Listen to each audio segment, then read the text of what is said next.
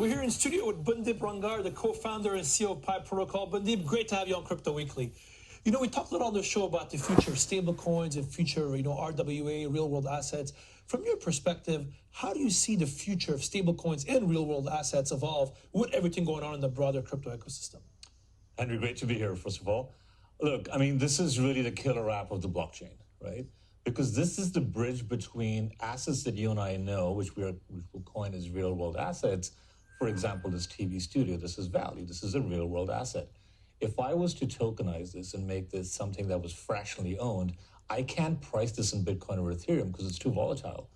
If you'd priced this last week, it'd be up 4% today, right? So you need to have something that's pegged to a currency that doesn't fluctuate in the real world, which is a fiat currency. And for the most part, the largest currency that's there for world trade is the US dollar. So a stablecoin is effectively pegged to the US dollar for that reason.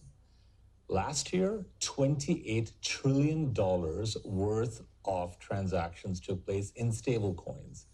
40% of all blockchain-related transactions last year took place in stablecoins.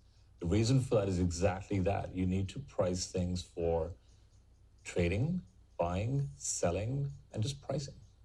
So when you look at what's happening today in 2025, do you think that we're entering a phase of higher utility-driven DeFi? Really interesting question. So look, there is a utility for sure. And when you look at stable coins, what they allow you to do, if you take a tokenized real world asset, is aside from buying and selling, you do things that replicate the non-crypto world for finance, i.e. decentralized finance. What does that mean? I'm buying, I'm selling, I'm taking your studio. By the way, I've just tokenized that for you in case you hadn't realized that. And now I'm going to use that as a collateral to borrow. Well, if I'm going to borrow, I'm going to borrow with a stable coin.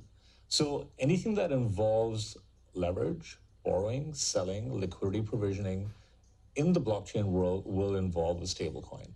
That's utility. Now, the difference is, if you look at the early entrant in this space, Tether, which at this time was fantastic, last year made $13 billion of profit. 72% of their reserves, about $113 billion, went to buying US treasuries.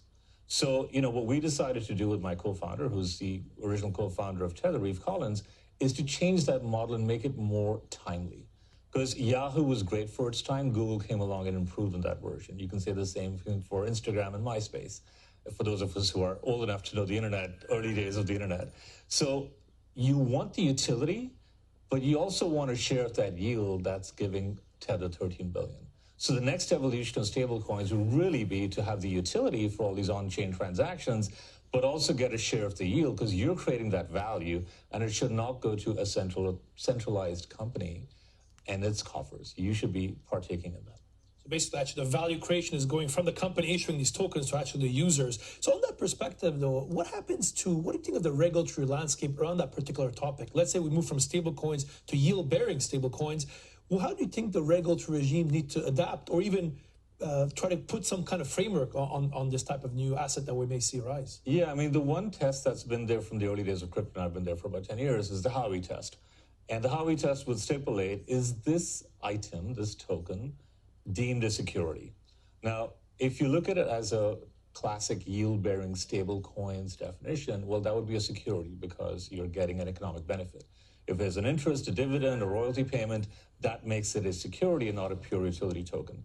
Now, that would require regulation and current frameworks because you need to know who's transferring that, who owns it. So therefore, the know your customer, the anti-money laundering checks, all are things that are subject now to these yield-bearing stablecoins.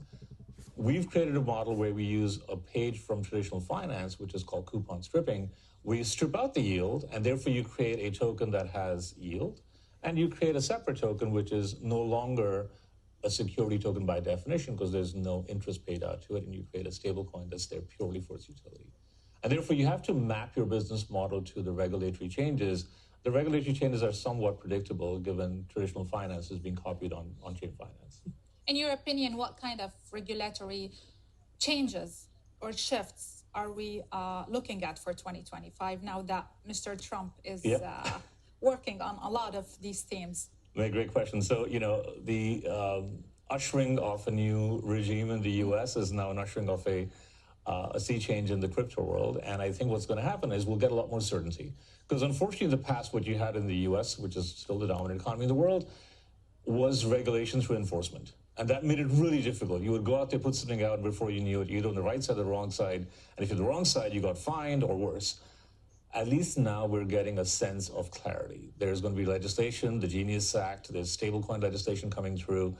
Europe has put something together called MiCA, which is the marketing and crypto assets regime. If the US wants to make it the home of the digital asset world, they're going to have to provide some really good clarity for cryptocurrencies, including stablecoins this coming year. So actually on that topic, there's a lot of happening on the stablecoin ecosystem, real world assets, yield-bearing stablecoins.